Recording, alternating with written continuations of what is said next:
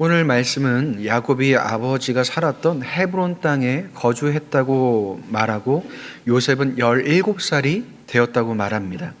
그렇다면 야곱이 헤브론을 떠나서 다시 돌아오기까지 약 30년 가까이 걸렸다는 것을 추정해 볼 수 있습니다. 그래서 야곱은 동일한 자리로 돌아오죠. 그런데 헤브론 땅을 떠나기 전에 야곱과 헤브론 땅에 다시 돌아온 야곱은 같을까요? 더 이상 형을 속이고 아버지를 속이던 야곱이 아니라 이스라엘이라는 새 이름을 갖고 하나님과 동행하는 사람으로 그가 바뀌었다는 것을 우리가 알 수 있습니다. 그가 스스로 이렇게 변화됐을까요? 그렇지 않죠. 하나님께서 그렇게 하셨죠. 창세기 27장부터 오늘 37장에 이르기까지, 그리고 앞서 말했던 그 30년이라는 세월 동안 하나님께서는 야곱을 바꾸셨고 새롭게 하셨다는 것입니다. 그래서 동일한 곳에 살아갈지라도 새로운 존재로서 살아가게 하신다는 것입니다. 그런데 3절에 보면 뭐라고 기록되어 있나요? 야곱이 요셉을 여러 아들들보다 더 사랑했고 그를 위하여 채색 옷을 지었다고 말하고 있습니다. 자신이 사랑한 라헬의 장남인 요셉을 더 사랑했다는 거죠. 노년에 얻은 자녀라면 베냐민도 있습니다. 그런데 왜 베냐민이 아니라 요셉을 더 사랑했을까요? 베냐민이 더 어리고 막내였지만 베냐민을 낳다가 라헬이 죽었기 때문에 그렇습니다. 라헬은 베냐민의 이름을 처음에 베냐민이 아니라 베논이라고 줬습니다. 무슨 뜻인가요? 슬픔의 아들이란 뜻입니다. 야곱이 다시 베냐민이라고 이름을 바꿨지만 야곱에게도 여전히 라헬에 대한 슬픔이 남아 있었을 것입니다. 그런데 편에는 야곱이 받았던 상처의 방식이었습니다. 쌍둥이 형제였지만 아버지 이삭은 누굴 사랑했나요? 형 에서를 사랑했고 어머니 리브가는 자신을 사랑했습니다. 이삭이 에서만 편애하지 않았고 그에게 모든 축복을 주려고 하지 않았다면 야곱이 에서의 축복을 빼앗는 일도 혹은 도망치는 일이 없었을지도 모릅니다. 그런데 야곱은 어떻게 살아가나요? 자신이 받은 사랑과 상처를 요셉에게 주고 다른 아들들에게 똑같이 물려준다는 것입니다. 30년이나 고생을 하고 하나님의 은혜와 인도하심을 따라 살았다면 이제는 온전해진 그의 모습을 보여줘야 하는 것 아닌가라는 생각이 듭니다. 이스라엘이라는 이름에 걸맞는 모습으로 살아가야 하는 것 아닌가라는 생각이 들죠. 그렇다면 이러한 야곱의 모습을 우리는 어떻게 보아야 할까요? 모든 사람은 온전할 수 없다는 것입니다. 그래서 성경은 사람을 신뢰하지 않고 사랑하죠. 무슨 말인가요? 사람은 온전히 신뢰할 만한 대상이 아니라는 것입니다. 그렇다면 하나님을 믿고 하나님의 은혜와 사랑을 경험하고 수십 년의 시간이 지났음에도 온전해지지 못하는 것이라면 하나님을 믿을 필요가 있는 것인가? 그 믿음이 과연 내 삶에 어떠한 역할을 하는 것인가를 생각하게 됩니다. 하나님을 믿으나 믿지 않으나 오늘 야곱의 모습을 보면 차이가 없는 것처럼 느껴지죠. 근데 여러분, 완성되지 못했다고 해서 차이가 없는 것은 아닙니다. 만약 시험을 볼 때 시험에서 1등하지 못했다면 다 똑같다고 할 수 있나요? 2등하고 꼴찌하고는 같지 않습니다. 1등을 하지 못했다는 것은 같지만 그렇다고 2등과 꼴찌가 같다고도 할 수 없다는 거죠. 믿음으로 완벽한 삶을 사는 것은 아니지만 이전과는 다른 삶을 살아가게 된다는 것입니다. 하나님을 오랫동안 믿어도 여전히 부족할 수 있고 여전히 연약할 수 있다라는 거죠. 그래서 믿음이라는 것은 불필요한 것이 아니라 오히려 더욱더 필요한 것이 됩니다. 왜 그런가요? 우리는 우리 스스로를 바꿀 수 없기 때문에 그렇습니다. 아무리 자기 개발서를 보고 도전을 하고 바꾸기 위해 노력하고 애쓴다고 해도 여러분, 우리의 존재는 바뀔 수는 없습니다. 물론 스스로 노력한다면 많은 것이 바뀌고 좋아지겠지만 그것이 나를 완전히 바꿀 수는 없다는 거죠. 그렇다면 그러한 우리를 변화시키는 것은 누구신가요? 하나님뿐이십니다. 하나님만이 나를 바꾸실 수 있다는 거죠. 그렇다면 요셉을 편애하는 야곱을 보면서 실망하는 것이 아니라 그것이 내 모습임을 확인하고 하나님이 계셔도 안 되는 것이 아니라 하나님이 없으면 안 되는 내 자신을 발견해야 한다는 거죠. 그래서 여러분, 내가 죄인이라는 고백은 내 죄가 너무나 많다는 것을 말하는 것이기도 하지만 죄인인 나를 스스로 구원할 수 없기 때문에 오직 하나님만이 나의 구원이 되시고 하나님만이 도움이 되신다는 고백도 함께 들어가 있는 것입니다. 여러분, 우리는 무언가를 할 수 없을 때까지 끊임없이 움직이고 반응합니다. 내 힘과 능력으로 할 수 있다면 계속해서 방법을 찾아낸다는 거죠. 그런데 내가 할 수 없는 일이 생겼을 때 그때는 여러분 어떻게 하시겠습니까? 마치 자존심 싸움이라도 하듯이 하나님께 구하지 않고 그냥 가만히 있으실 것입니까? 그럴 수 없다는 거죠. 여러분, 우리의 착각은 무엇이냐면 여전히 내 힘으로 혹은 내 방식으로 살아갈 수 있고 감당할 수 있는 것이 많다고 생각하는 것입니다. 여러분, 그러기에는 세상이 만만치 않고 인생도 만만치 않습니다.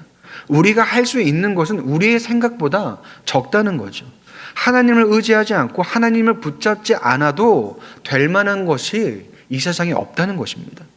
오히려 하나님이 필요하지 않다고 생각할 때 하나님을 구하고 하나님을 붙잡는 것이 여러분 우리에게 필요한 은혜라는 것이죠. 그 이유는 내가 하나님을 붙잡는 것 같지만 오히려 그때가 하나님께서 나를 붙잡아 주시기 때문에 그렇습니다. 그렇기 때문에 우리는 모든 순간 하나님을 구하면서 살아가야 한다는 거죠. 그런데 그러한 때 하나님을 붙잡지 않으면 어떻게 될까요? 날 것 그대로의 내가 나올 수밖에 없습니다. 오늘 본문에서 야곱이 요셉을 편애하는 잘못을 했다면 요셉은 어떤 잘못을 했을까요? 야곱은 형들의 잘못을 아버지에게 이야기합니다. 그리고 자신이 꾼 꿈을 간직하거나 기다리는 게 아니라 형들과 아버지 야곱에게 그 꿈을 이야기하죠. 그 꿈이 무엇이었나요? 밭에서 곡식단을 묶었는데 네 단은 일어서 있고 형제들이 묶은 단이 네 단을 둘러서서 절했다는 내용이었습니다. 그때 형들이 하는 말이 무엇이었나요? 네가 우리의 왕이냐고 말합니다. 네가 우리를 다스리기라도 할 것이냐라고 말합니다. 그리고 또 다른 꿈을 꾸고서 말을 하는데 이번엔 해와 달과 11별이 나에게 절했다고 이야기합니다. 그랬더니 이번에는 야곱이 나서서 나와 너의 어머니와 너의 형들이 땅에 엎드려 너한테 절이라도 해야 되는 것이냐라고 말하면서 꾸짖습니다. 요셉이 꾼 꿈은 단순히 자다가 꾼 꿈이 아니라 하나님께서 그에게 보여주신 꿈이 맞습니다. 어떻게 알 수 있나요? 말씀을 통해서 요셉의 생애가 어떠한지를 우리가 알기 때문에 그렇습니다. 그런데 당시에 요셉은 자신이 꾼 꿈이 하나님의 꿈인지를 알았을까요? 요셉이 알았는지 몰랐는지 알 수 없습니다. 그런데 그가 그의 꿈을 아버지한테만 혹은 자신이 신뢰하는 형제 한 명에게 말한 것이 아니라 모든 형제를 모아놓고 그 말을 했다는 것입니다. 그렇다면 그 꿈이 자신을 높이고 절하는 꿈인 줄을 요셉 자신은 몰랐을까요? 아버지나 형제들이 말한 것처럼 우리더러 땅에 엎드려 절하라고 말하는 것이냐는 그 오해를 사게 될 줄을 여러분 요셉이 몰랐을까요? 요셉의 순수함인지 혹은 미숙함인지는 모르지만 이 일로 인해서 아버지의 사랑을 받지 못하는 형제들에게 상처를 주고 더 큰 미움을 받게 된다는 것입니다. 이것이 요셉의 잘못이라는 거죠. 그렇다면 형제들의 잘못은 무엇일까요? 얼마 후에 형제들이 양을 치는 곳으로 요셉이 옵니다. 그래서 형제들이 그때 어떻게 하려고 하나요? 요셉을 죽이려고 합니다. 그래서 요셉을 죽이고 나서 짐승이 죽였다고 모의를 합니다. 그랬더니 그때 르우벤이 요셉을 죽이지 말고 구덩이에 넣어버리자고 이야기합니다. 왜 그렇게 말한 것이냐면 시간이 지나서 요셉을 다시 구해줄 생각으로 죽이지 말고 구덩이에 가둬놓자라고 말을 합니다. 그래서 형제들이 요셉의 채색옷을 벗겨서 구덩이에 던져버립니다. 그런데 그때 이스마엘 사람들이 지나가는 것을 보고 어떻게 하나요? 유다가 나서서 동생을 그럼 죽이지 말고 차라리 저 사람들에게 팔자고 제안합니다. 그래서 어떻게 하나요? 요셉을 은 20에 그 사람들에게 팔아버립니다. 그리고선 요셉의 옷을 찢고서 옷에 염소 피를 발라서 야곱에게 가져다 줍니다. 형제들의 잘못은 무엇인가요? 요셉을 죽이고자 하고 그를 팔아버렸을 뿐 아니라 동생이 죽었다고 아버지에게 거짓을 말한 것입니다. 그렇다면 여러분, 야곱도 잘못이고 요셉도 잘못이고 형제들도 잘못이라는 거죠. 하나님을 믿지 않는 가문에서도 일어나지 않을 것 같은 이 일이 하나님을 믿을 뿐 아니라 하나님의 은혜와 보호 아래 살아온 가문에서 일어난다는 거죠. 야곱도 요셉도 형제들도 각자가 그렇게 행동하면 안 됐지만 그렇게 행동했다고 해서 이러한 결론이 나서는 안 되는 것이었습니다. 그런데 이러한 모습이 야곱의 집에서만 일어나는 게 아니라는 거죠. 야곱 개인도 완벽하지 않았지만 야곱의 가정도 완벽하지 않습니다. 오히려 더 부족하고 모자란 듯이 보이죠. 그런데 그러한 모습이 어디서도 보입니까? 우리 각자에게도 보이고 우리 가정에서도 보인다는 거죠. 하나님을 믿는다고 거룩하게 살아가고 집에서 가정 예배를 드리는 게 아니라 오히려 더 다툼이 있고 어려움이 있다는 것입니다. 많은 신자들이 하나님을 믿으면 더 나아지고 더 행복해져야 한다고 생각합니다. 하나님을 믿으니까 내가 좀 더 괜찮은 삶을 살아가야 하고 우리 집이 더 즐겁고 행복해야 한다고 생각을 합니다. 그런데 찬송가 가사처럼 예수만 섬기는 우리 집이 아닐 때가 더 많다는 거죠. 그러면 또 여기서 생각하게 되는 게 무엇인가요? 우리 집은 예수님을 믿는데 왜 이 모양 이 꼴인가? 왜 우리 집은 천국 같지 않고 힘들고 어려운가를 생각하게 됩니다. 그리고 어떤 사람들은 그런 모습에 상처를 받고 충격을 받아서 믿음을 포기하기도 합니다. 이러한 상황이 생기는 이유는 무엇일까요? 우리의 믿음이 모자라서 그러는 걸까요? 우리가 사는 현실에서 그러한 어려움을 겪는 이유는 믿음의 한계가 아니라 우리 자신의 한계 때문에 그렇습니다. 이미 우리 각자가 가진 한계가 있기 때문에 그렇다는 거죠. 믿음이 싸우는 집, 싸우지 않는 집을 결정하지 않고 싸우던 집을 갑자기 안 싸우던 집으로 바꾸지도 않습니다. 그런데 내가 하나님을 믿는데, 우리 가족들이 하나님을 믿는데 하나님은 우리 집을 왜 이대로 내버려 두시고 아무것도 안 해주시는가? 내가 하나님을 믿으면 우리 집이 더 행복해지고 가족들이 더 괜찮아져야 아닌가를 계속해서 생각하게 된다는 거죠. 그래서 가족 중에 누군가 어려움이 있으면 해결돼야 하고, 일이 없으면 직장이 생겨야 하고, 병이 있으면 병이 낫고 회복되길 바랍니다. 근데 그런 일이 잘 생기나요? 잘 생기지 않습니다. 하나님을 믿으면 더 나아지거나 괜찮아져야 하는데 그러지 않으니까 모든 책임이 누구한테 있다고 생각하나요? 하나님께 있다고 생각합니다. 하나님께서 돌봐주셨다면 이렇게 안 됐을 텐데, 하나님이 돌봐주지 않으셔서, 하나님이 책임져 주지 않으셔서 이렇게 된 것이라고 원망한다는 것입니다. 그런데 하나님에 대한 원망이 커지면 어떻게 되는지 아십니까? 기대하지 않고 반응하지 않다가 믿음을 버리는 것은 아니지만 체념과 방치로 흘러가고 그대로 굳어지게 됩니다. 그런데 그러한 것은 하나님께서 그렇게 하셨기 때문이 아니라 하나님을 잘못 이해했기 때문에 그런 것입니다. 야곱이 죽지 않았기 때문에 오늘 말씀은 야곱의 족보라고 말하면서 요셉과 그 형제들에 대한 이야기를 시작하고 이제 요셉이 본격적으로 등장합니다. 그런데 아브라함, 이삭, 야곱과 달리 요셉의 경우 하나님께서 직접 나타나시거나 하나님께서 직접 말씀하시는 장면이 없습니다. 그동안은 어땠나요? 내가 너로 큰 민족을 이루고 이 땅을 주시겠다고 말씀하셨고 약속하셨습니다. 그런데 요셉에게는 그러한 장면이 나타나지 않는다는 거죠. 그렇다면 하나님께서 이제 야곱의 가족뿐 아니라 요셉도 버리신 걸까요? 이제 하나님께서 그들과 연을 끊으시고 사라지신 것일까요? 그렇지 않다는 거죠. 오히려 그 혼란한 그 자리에 하나님께서 그들을 붙잡고 계시고 그들을 위해 일하고 계신다는 거죠. 하나님이 보이지 않고 느껴지지 않지만 하나님께서 함께 하시고 일하심을 부정할 수 있는 요소가 단 하나도 없다는 것입니다. 여러분, 우리는 요셉과 같이 살아갑니다. 무슨 말일까요? 아브라함, 이삭, 요셉처럼 하나님을 직접 보거나 직접 하나님의 말씀을 듣는 것이 아니라 오히려 요셉처럼 하나님을 만나지 못하고 하나님의 말씀을 직접 듣지 못하고 평생을 살아간다는 거죠. 그러다면 하나님께서 나 또한 버리셨고 외면하신 것일까요? 아니면 하나님께서 나를 돌아보지 않으시고 나를 위해 일하지 않으셔서 그런 것일까요? 그래서 내가 이런 처지에 있어야 하는 것이고 이런 모습으로 살아가야 하는 것일까요? 그렇지 않다는 거죠. 여러분, 요셉은 듣지 못했지만 우리는 들었습니다. 어떻게 들었나요?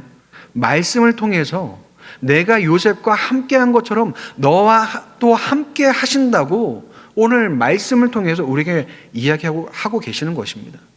여러분이 보시기에 하나님께서 요셉과는 함께 하시고 나와는 함께 하지 않으시는 하나님으로 혹시 느껴지십니까?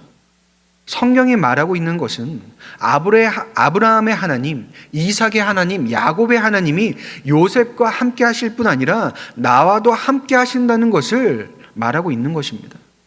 그래서 우리의 생각을 깨뜨리시는 것이 무엇이냐면 힘들고 어려운 상황은 하나님께서 나를 버리시는 것이 아니라 오히려 나를 위해 일하고 계시는 상황이라는 것을 말씀하고 계시는 거죠.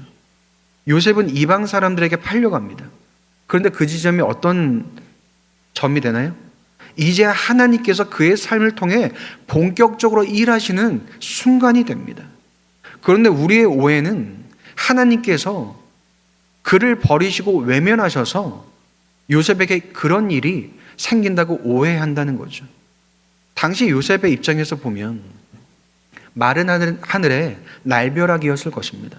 형들에게 혼나거나 맞는 정도가 아니라 형들이 나를 죽이려고 했다가 구덩이에 던져놓고서는 결국 구해주지 않고 돈을 받고 팔아버렸다는 것은 상상할 수 없는 일이죠. 가족을 위해서 스스로 그러한 것도 아니라 가족이 나를 팔았다는 건 결국 나를 버렸다는 것입니다. 그럼 가족이 나를 버린 게 하나님께서 본격적으로 일하셨다는 것인가요? 그 말이 아닙니다. 하나님께서 형제들로 하여금 나를 버리시게 한 것이 아니라 형제들이 나를 버린 그 상황에서 하나님은 나를 버리지 않으시고 포기하지 않으시고 나를 위해 일하기 시작하신다는 것입니다. 이 사실을 본문에 있는 요셉은 알 수가 없죠. 그러나 누가 아나요? 여러분, 우리는 알 수 있습니다. 어떻게 알 수 있습니까? 성경을 통해 끊임없이 우리에게 말씀하시기 때문에 알 수 있는 것이고 예수 그리스도의 십자가로 증명하셨기 때문에 우리가 알 수 있는 것입니다. 이런 십자가의 사건만 보면 하나님께서 예수님을 버리신 일입니다. 근데 여러분, 과연 하나님께서 예수 그리스도를 버리셨나요? 그렇지 않으셨습니다.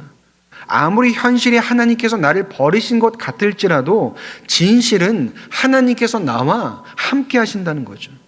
그렇다면 힘들고 어려운 일이 닥쳤을 때 그 일을 기뻐해야 될까요? 그렇지 않습니다. 안 좋은 일을 좋은 일이라고 혹은 힘든 일을 힘들지 않은 일로 여기라는 것이 아닙니다. 혹은 고통과 상처를 하나님의 뜻으로 겸허히 받아들이라는 것도 아닙니다. 그럼 무엇인가요? 고통과 상처를 미화하는 것이 아니라 그것을 넘어서 일하시고 함께 하시는 하나님이 계시다는 것을 기억하라는 것입니다. 하나님이 나를 버리셨거나 잊으셨다고 자꾸만 생각하지 말고 나와 함께 하시는 그 하나님을 마주하라는 거죠. 우리 삶에 일어난 수많은 일들이 생길 때 그 순간에 곧바로 설명되거나 이해되는 때는 그다지 많지 않습니다. 시간이 지나야 비로소 조금 알게 되거나 시간이 지났음에도 알지 못하는 것들도 많습니다. 그런데 우리는 마치 내 삶에 일어나는 모든 일을 하나님께서 설명해 주셔서 내가 이해되기를 바라고 납득되기를 바라죠. 그리고 내가 원하는 방향과 방법으로만 하나님이 일하시기를 바랍니다. 여러분, 우리가 믿는 하나님은 내 비서나 부하 직원 같은 분이 아닙니다. 내가 원하는 대로 그리고 바라는 대로 나에게 맞추어 일하시는 분이 아니라는 거죠. 하나님께서 원하고 바라시는 대로 나를 이끄시고 인도하시는 분이라는 것을 우리는 알아야 합니다. 하나님은 요셉의 형제들이 요셉을 미워하지 않도록 막지도 않으셨고, 요셉이 구덩이에 빠지지 않도록 하지도 않으셨고, 또 팔려가지 않도록 하지도 않으셨습니다. 요셉에게 이런 일이 왜 일어났는지, 이제 앞으로 어떻게 될 것인지도 말씀하지 않으셨습니다. 여러분, 우리가 하나님께 원망하는 내용과 비슷하지 않습니까? 하나님 왜 막아주지 않으셨습니까? 하나님 왜 지켜주지 않으셨습니까? 왜 이런 일이 나에게 일어나야 하고, 왜 이런 모습으로 살아야 하고, 왜 이런 삶을 나에게 주셨는지, 앞으로 내가 어떻게 살아가야 하는지 아무런 말씀도 해주지 않으시냐고 우리는 말하고 원망하죠. 그런데 정말 하나님께서 오늘 본문에 나온 요셉에게 아무것도 안 하셨을까요? 하나님께서는 이 모든 때에 요셉을 지켜보시고 함께 하셨을 뿐 아니라 그를 붙잡으시고 그를 도우셨습니다. 하나님께서 요셉을 주목하지 않으셨다면 기억되지도 않았을 것이고, 성경에 요셉의 이야기가 기록되지도 않았을 것입니다. 그런데 요셉의 삶이 적혀 있다는 것은 무슨 뜻일까요? 하나님의 시선과 하나님의 마음이 요셉을 향하고 있었다는 것입니다. 그래서 하나님께서 바라만 보시고 형제들의 죄악을 허용하고 막지 않으신 분이 아니라, 하나님은 형제들의 죄악과 요셉의 계획과 생각보다도 더 큰 분이심을 드러낸다는 거죠. 여러분, 크다는 것은 무엇을 말할까요? 우리가 이해하지 못하는 사건과 상황에도 그것을 넘어 하나님은 나를 위해 일하신다는 것입니다. 여러분, 이 믿음이 회복되는 우리가 되었으면 좋겠습니다. 이전에는 목사가 무슨 말을 해도 믿어주는 시대였다고 말합니다. 그런데 요즘은 목사가 무슨 말을 해도 믿어주지 않는 시대가 되었다고 이야기합니다. 왜 그런가요? 너무나 많은 목회자들이 잘못을 했기 때문에 그렇죠. 너무나 창피한 일입니다. 그런데 다른 한편으로는 그만큼이나 성도들이 똑똑해졌기 때문에 그렇습니다. 성도들이 똑똑해졌다는 것은 너무나 좋은 부분이죠. 성도들의 의식이 깨어있고 합리적으로 사고하고 믿음으로 분별할 수 있다는 것은 좋은 점입니다. 그런데 그러다 보니 어떤 일이 생겼을까요?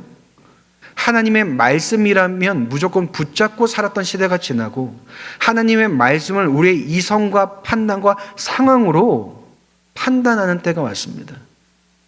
그런데 우리의 지성과 경험 안에 하나님을 가둬둘 수 있나요? 그럴 수 없다라는 거죠. 비이성적, 비상식적, 비합리적으로 살아가는 것이 아니라 우리의 모든 생각을 뛰어넘으시는 하나님을 믿고 하나님의 말씀을 믿어야 한다는 것입니다.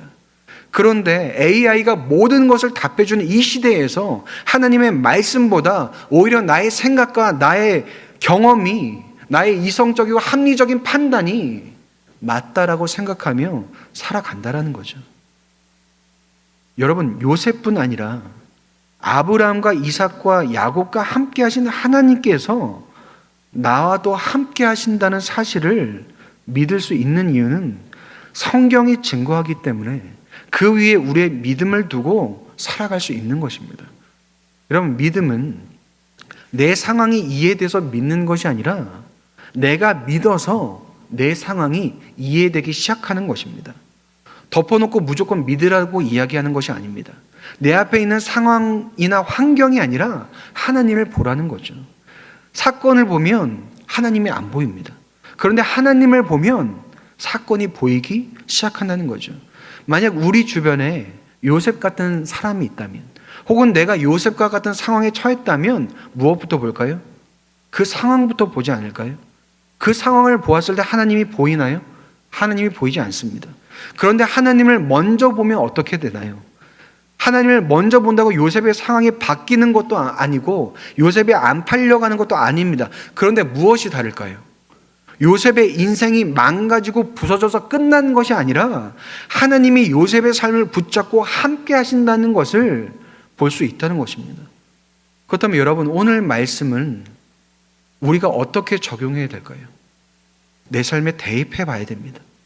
지금까지 살면서 힘들고 어려운 순간들이 다 각자에게 있었을 것입니다. 도망치고 싶고 그만두고 싶었던 순간이 있었을 것이고, 왜 하나님께서 나를 이런 상황과 환경 속에 두셨나 싶은 때가 있었을 것입니다. 그런데 그때 하나님께서 나와 함께 하셨는지 함께 하지 않으셨는지, 하나님께서 나를 붙잡아 주셨는지 붙잡아 주지 않으셨는지를 다시 따져보아야 합니다. 그것을 다시 따져본다고 해서 그때의 고통과 아픔이 사라지는 것은 아니죠. 그런데 그때 하나님께서 함께 하셨다면 그 순간으로 내 인생이 끝나게 하지 않으셨다는 거죠. 오늘의 내가 이 자리에 서 있도록 하나님이 일하셨다는 거죠. 그래서 되돌아보면 하나님의 은혜가 아닌 것이 없다고 우리가 말하는 것 아닌가요?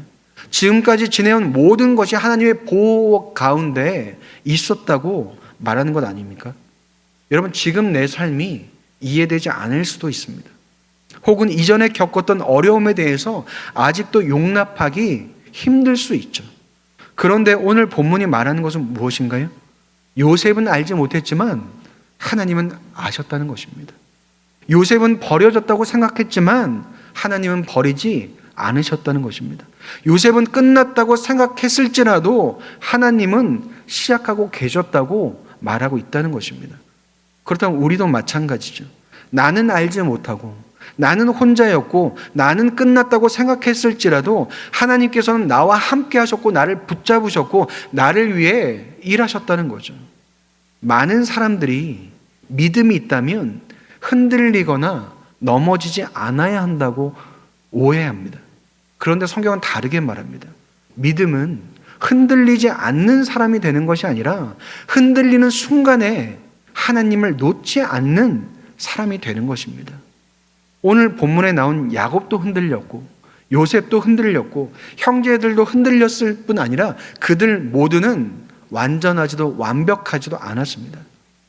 그런데 하나님께서는 그들 중에 그 누구도 버리지 않으셨고 더 나은 사람을 찾아 떠나지도 않으셨습니다.